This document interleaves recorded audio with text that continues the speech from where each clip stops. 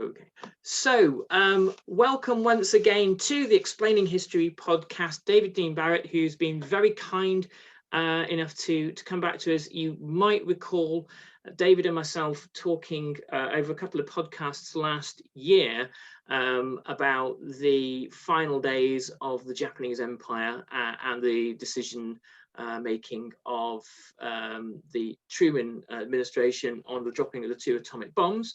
We're moving theaters now. We're looking at the US 8th Air Force in Europe and its missions from England over occupied Europe, and particularly obviously the strategic bombing of Germany.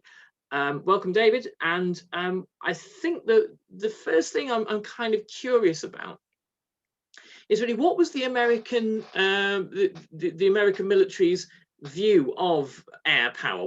Because every country has something they're trying to achieve with aircraft. What was America trying to achieve? Well, it was really a three-part strategy. The first part of it was that they wanted to do everything they could to destroy German war industry. And in the United States, they decided that the way that they were going to go about doing that was by daylight attacks against specific military targets. Now, clearly, in the time frame of World War II, we didn't have anything close to the accuracy that American air power can deliver today. But it still meant that bomber formations were attacking specific in war industry, whether that was synthetic oil, whether that was coal, whether that was ball bearings factory, whether it was aircraft factories where they manufactured, obviously, German warplanes, etc. They were going to attack those kinds of German facilities that were producing war material. So that was the first aim of, we'll say, strategic air power.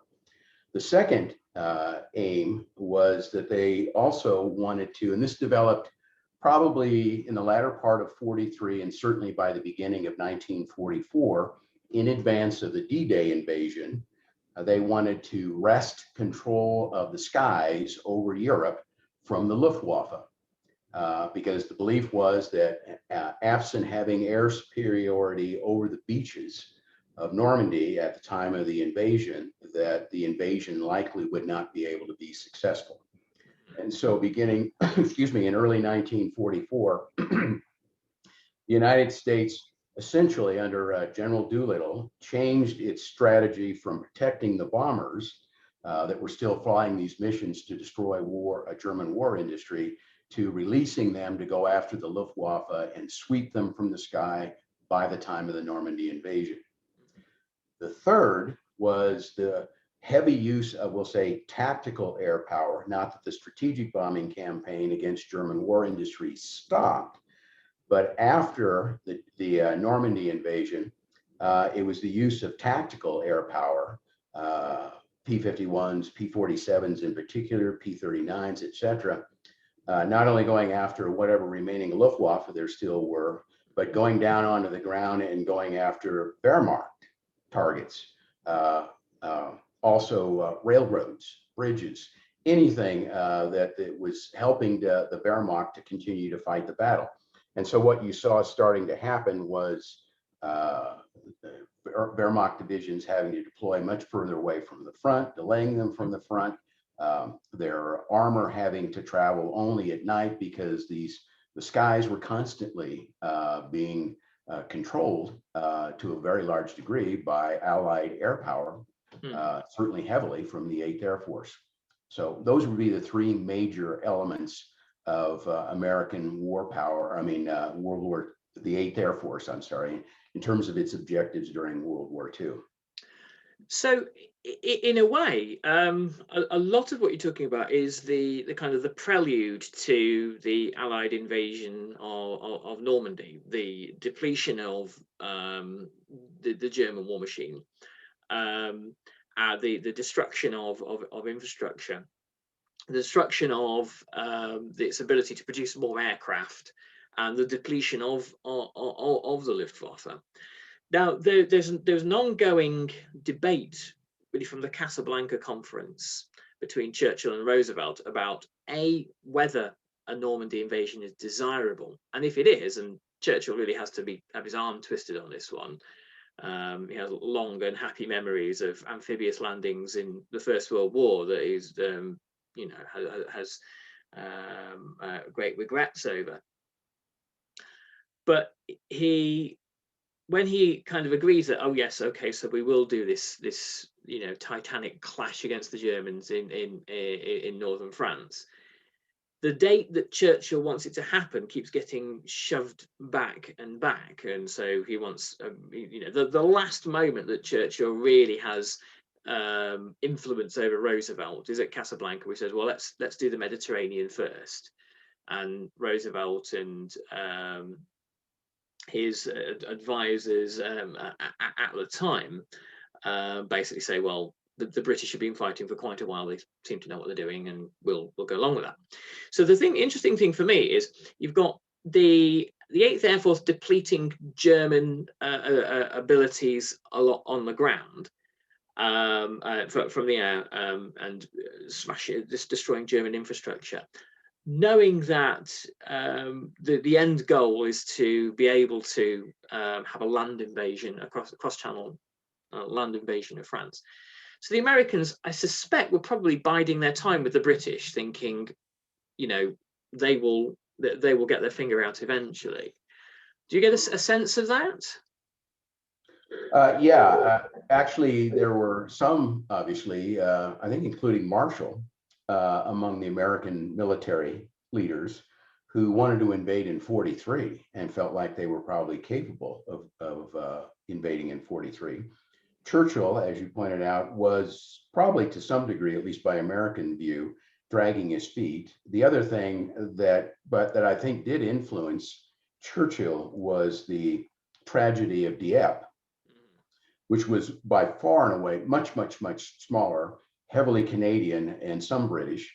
And if I recall correctly, only around 10,000 soldiers actually participated in that. But it was not well planned, and the size of the force was so small that it was completely unsuccessful. And I think they suffered, I think it was well over 50% casualties. Yes, it was enormous. They did learn that you can't drive a tank up a shale beach. That was the one thing they learned about that. Right. So he obviously had been scarred by that experience, meaning Churchill as well, and felt like the invasion had to be much bigger, much more powerful than anything like that if it was going to succeed. But I think, a counter argument, I guess, to that, obviously it didn't win the day, was that the longer you waited to do the invasion, the stronger the German defenses would be by the time we do invade. The other factor in it was, and this wasn't so much coming from the Americans, albeit I'm sure both the Americans and the British would have agreed, that they needed to keep the Soviet Union in the war. Yeah. And so the other voice, so to speak, that was being heard in this argument was Stalin, who had been demanding a second front for quite some time, because the Russians were fighting 80+% of the Wehrmacht on the Eastern Front. And so they desperately wanted another front. Now, Stalin never recognized the contribution that the air war was making, I don't believe, anyway, in Europe, and the forces that it was, German forces, that it was drawing back into continental Europe to defend German positions throughout Europe, and in particular, Germany itself. Huge numbers of artillery, including the feared 88, all kinds of other anti-aircraft, huge amounts of other, we'll say, war-related materials like cement to build various kinds of fortifications in the east, and clearly huge numbers of Luftwaffe pilots. In fact, the best Luftwaffe pilots were all being drawn into continental Europe to fight against the combined Anglo-American in air power that was constantly attacking day and night the Germans. And so he never really got a whole lot of credit for that. But to answer your question, anyway, finally, it was a combination, I'd say, of Stalin's voice and finally the Americans saying, we're going to do this. We've got to do this. And the other thing I think was that despite the fact that obviously there was still terrible, terrible destruction of Europe and European cities as a result of air power, if they had simply relied endlessly on air power to do it, the destruction would have been probably even worse. Yes. Would have been had we not finally invaded Europe and forced the Germans to fight us, at least in some places, away from the cities. Not always, but some places. Well, I mean, one of the kind of the defining narratives for Great Britain of the Second World War is the Blitz, after the Battle of Britain, the bombing of British cities, and this sort of period of defiance, and this is how kind of British people sort of tend to imagine themselves to the world. But when you look at, oh, it's my son. No, I haven't. I'll be with you in a little bit. Sorry, listeners. A bit of the real world there for you. So, yeah, if you look at the devastation wrought on Germany, and this is where the kind of the convenient historical memory doesn't really work. It is infinitely greater.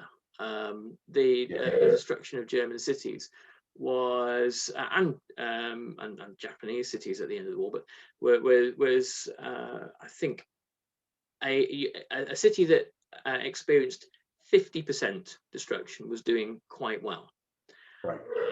And the aerial photos at the end of the war of places like Cologne and Berlin are just kind of haunting, really. They are. One thing I guess I'm curious about is by 1943, the combined bombing offensive has begun, where American, the 8th Air Force is flying by day and the Royal Air Force is flying by night. Do you get a sense that there was close coordination between the two air forces in terms of targets, or was there a degree of rivalry? What's your sense of that? My sense is that there was probably very little coordination by that point in time. I think the U.S. by 43, despite the fact that 43 is really the first year where the United States starts experiencing really large losses on these bombing missions, that nevertheless they've convinced themselves that they're going to stick with, strategic bombing of German war industry during the day. Up until really 43, obviously the British were still trying to convince, Bomber Harris was still trying to convince Acre at that point in time that they should join the British in nighttime raids against Germany. And to a large degree, my take on that was that his belief, Bomber Harris, this is sort of contrasting the two, was that they could ultimately defeat Germany, break their will as a people to fight by literally targeting not military targets, but civilian targets. In other words, they would simply bomb cities in Germany at night. Primary reason for switching to that was they'd started off earlier in the war doing some daylight, suffered terrible losses, and decided to do nighttime raids instead. But nevertheless, the argument was that they were going to destroy Germany's will to fight. Well, that proved to be unsuccessful throughout the entire duration of the war. I mean, Hitler literally had control still of Germany right up until the time in the bunker that he decided to commit suicide. Failed to do that. The Americans had convinced themselves by 43, going back to your question, that they were going to stick with strategic bombing, and they believed that they could eventually win this war of attrition. The key, ultimately, I think, probably to the American success, and it was something that the British never addressed, and I guess to some degree, as long as you were doing nighttime raids, it wasn't nearly as necessary, but they didn't really use fighters to escort these bomber formations. The Americans, by contrast, were doing that from the very, very beginning. The very earliest raids in August were actually escorted by Spitfires. Beginning, I think it was in 43, if I'm remembering correctly, the primary escort for the United States had evolved to the P-47 Thunderbolt, which is a powerful plane, and actually in some respects superior to a number of the Luftwaffe fighters. In fact, faster, dived, more capable, and certainly with its 850 caliber machine guns was an incredibly powerful plane. But nevertheless, all that big power and weight came at a price, i.e. range. And the missions were getting deeper and deeper into Germany. And what the Luftwaffe figured out very quickly was the Thunderbolts couldn't escort them. So the entire length of the mission. So they would simply wait until the Thunderbolts peeled off and went back to England. And then they would attack the bomber streams, creating huge amounts of damage. That didn't finally get resolved until the introduction of the P-51 Mustang, very late in 43, early in 44, when they started arriving in large numbers, which, by the way, was an incredible, say, cooperation, I guess we'll say, in terms of airframe, American, and engine, Rolls-Royce Merlin, British. When they married those two things together, because the Mustang had actually been around for a little while, but when they married those two things together, that became the best fighter in the war. And it allowed aggressive American pilots to just wreak havoc on the Luftwaffe. Yeah, and it had a kind of a polystyrene fuel tank underneath that could give it additional drop tanks. That's correct. Additional flight time. Yeah, they did start introducing those, by the way, on the 47s and even the 39s drop tank, but they still did not have the range of the 51. The 51 could escort all the way to Berlin and back. Yeah. I mean, one of the great problems that the Luftwaffe faced during the Battle of Britain was flight time. And once the British figured out, well, all we need to do is waste the Messerschmitt's time in the air for long enough, and then they'll have to peel off and go home, and then we'll shoot the bombers down. And so about 20 minutes. It was 20 minutes over England. Yeah. Very little at all. And I mean, again, with not wanting to get sidetracked there too much, but the Luftwaffe wasn't ever really designed for the kind of bombing campaign that all of a sudden Hitler decided that they would give a try. These were battlefield aircraft, strategic light bombers, not the kinds of big 4-engine monsters that the British and the Americans built. Which again, that shows you that the long view, because things like the B-17 and the Lancaster were dreamed up before the outbreak of hostilities. These are creations of the late 1930s, and it shows that the long view in Britain and America is that to prevent something like the trenches of the First World War happening again, you would create these giant machines which would fly over the battlefield and take the fight directly to the enemy. Yes, and actually, you do bring up, if you let me mention something real quick. So you asked me at the beginning of this, or what was the American strategy in terms of the 8th Air Force, and I gave you the 3 things that I felt as though was what the Americans were attempting to achieve. But one of the things that I would also add to that, to the degree, kind of corresponding to what you just said here a moment ago, is the United States and the UK came up with these 4-engine bombers, as you said, in the late 30s. However, by the time of the outbreak of war, and we'll just talk, because that's the focus of our conversation today about the 8th Air Force, the reality of it was that while they had these weapons, they really didn't know exactly how they should be used in war. And so a part of the ramp up was not only as this incredible buildup by the United States from virtually nothing, because the 8th Air Force didn't even exist other than on paper at the outbreak of when the United States entered the war. But you also had to take these new weapons and really learn how to use them in war. In the very early days, for instance, of the bombing campaign, the first mission was flown by the Americans, bombing mission, in August of 1942 against some rail facilities, basically, in France. There were only 12 bombers. Well, in the early days of those bombing missions, there wasn't what we refer to as the box formation that eventually became very popular, that was flown by the United States to maximize the use of all their 50 caliber machine guns in terms of a defensive formation, and also by creating this box and make it more difficult for Luftwaffe fighters to penetrate the box and shoot down, obviously, American bombers. All of that had to be learned. Curtis LeMay, for instance, is the guy that introduced that box formation. he also said that once we begin our bombing run over the target, or ordered, maybe I should say, that the bomber formation is going to stay in formation and go across the target.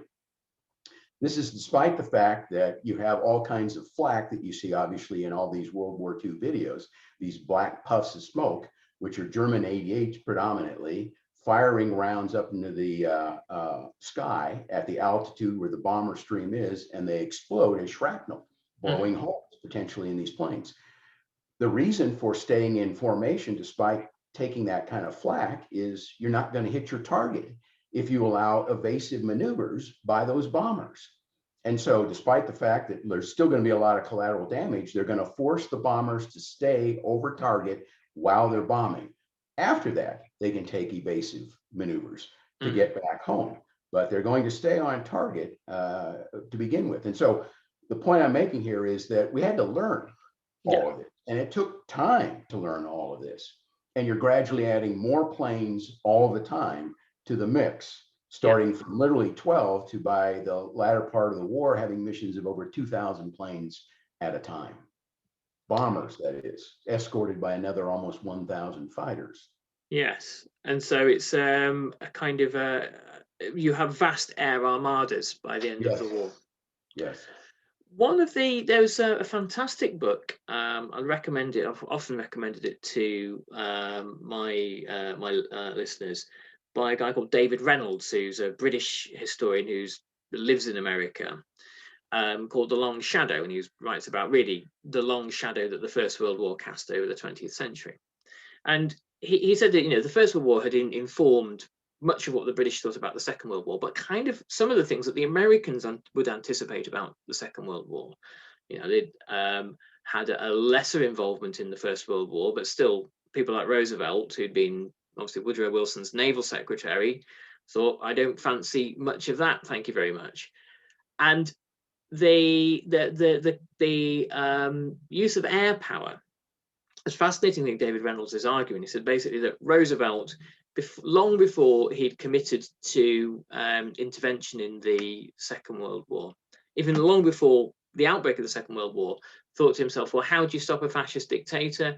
He says, well, you build 10,000 bombers, and either you fly them or you give them to your ally that needs them, and Hitler won't dare. Obviously, this is to kind of slightly misunderstand Hitler, who was quite happy with German cities being razed to the ground, because he thought, well, I shall build the new Berlin here.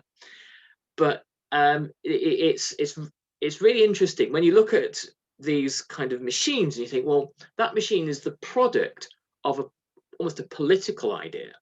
Yes. Of how we defend democracy, what this machine is for, or how we defeat a fascist. And I really I think when you look at these huge Boeing factories being able to put out a B-17 or a Liberator in something like just under an hour, and that's happening at plant after plant after plant across America. There was ultimately, it comes down to this one banal fact about war, that fascism can't defeat mass production, ultimately, which is reassuring, I guess. But one of the great contributions that America brings to the war is its ability to mass produce and to standardize. Yes. And the ability to mass produce pilots as well. Yes. Now, one of the interesting aspects of that differs from both the Germans and the Japanese is that the Americans throughout the war would take experienced pilots once they gained combat experience. As I said, starting from scratch, meaning the 8th Air Force, none of their pilots had any combat experience. But one of the things that they started doing relatively early on was taking theater combat pilots, bringing them back to the United States and using them to train new pilots. Yeah. The other thing, huge advantage, you just talked about, obviously, the ability of the United States to mass produce. But the other thing, not only could they produce the planes, and they obviously had the manpower to actually get people that wanted to be pilots, but they also had a huge advantage in oil. Yeah. United States, I think the number is something in the neighborhood of 60% of the world's oil during World War II. Provided obviously ourselves, obviously helped our allies, the British, as well in that regard. But it meant that we had plenty. Not only do we have a safe place to train our pilots in the United States, but we also had plenty of oil, so we could afford to provide the fuel to those planes to have our guys train substantially before they went over into combat as well. And I think over time that paid very large dividends to our pilots, because again, going back to sort of Germany in the latter stages, one of those elements that we were going after was beginning in, especially the first part of 1940, was to sweep the Luftwaffe from the skies. Well, the component part of that, which was the first prong of that, was destroying German war industry. And a huge part of that was destroying oil. Yeah. Their ability to produce it, whether it was synthetic or natural. Synthetic, the Germans were producing a substantial amount of the oil by converting coal into gas or aviation fuel in this particular case. Because of the impact that the strategic bombing campaign was having on the oil industry in Germany, it meant that engines, before they were even put in planes, were getting less, we'll say, burn-in time to make sure that there weren't any problems with the engine. And secondly, it meant that the pilots that the Luftwaffe could recruit at that point in time were getting fewer and fewer training hours before they were thrust into combat. Sure. One of the kind of the most one of the longest running campaigns by both the RAF and the US Air Force. I'm not sure it was the 8th, it might have been another branch of the US Air Force, was the destruction of the Ploesti oil refineries, which is, and once those have gone, that's when Germany has to rely on synthetic oil, which it you know is a very inefficient way of producing aviation fuel. Yes. Well, I think there we shall leave it for now, but I do hope we can return to aviation perhaps at some point later in the year, if that's okay, David. Absolutely. It's been an immense pleasure to talk to you again, and I know we had some great feedback from when you were last on the podcast. People really I'm glad to hear that. Oh yeah, absolutely. And if you have, there is a documentary, isn't there, that people could watch? Yes, it's called Heroes of the Sky, the Mighty 8th Air Force. It aired in May of 2020 on National Geographic. I do know that you can find it, I believe it was American dollars, $4.99. You can rent it on YouTube. Quite a few of the cable stations, at least in the United States, are still offering it on demand. And so you can just look up that title and it should come up. I was the, I guess in terms of my title, the consultant, historical consultant / producer. I helped a lot in developing really kind of the storyline and the featured 5 characters in the documentary. It included LeMay, Doolittle, Tibbets, Eaker, and a fighter pilot by the name of Preddy. Preddy was, at least during World War II, ultimately one of the most prolific fighter pilots that the United States had. I think he ended up with 27.5 kills and ultimately died on Christmas Day of 1944 during the Battle of the Bulge, shot down and killed by friendly fire. Oh, God. He had just knocked down 2 more German fighters and was after his third, was going across the battlefield, and American anti-aircraft hit his P-51 and severed his femoral artery. He managed to land the plane, but bled to death before they could stop it, unfortunately. So very tragic story. Very tragic, very tragic. Well, maybe next time we'll get to talk about Jimmy Stewart. All right, that'd be fine. Okay. Well, thanks so much, David. And once again, a real pleasure, and we'll catch you again soon. All the best. All right.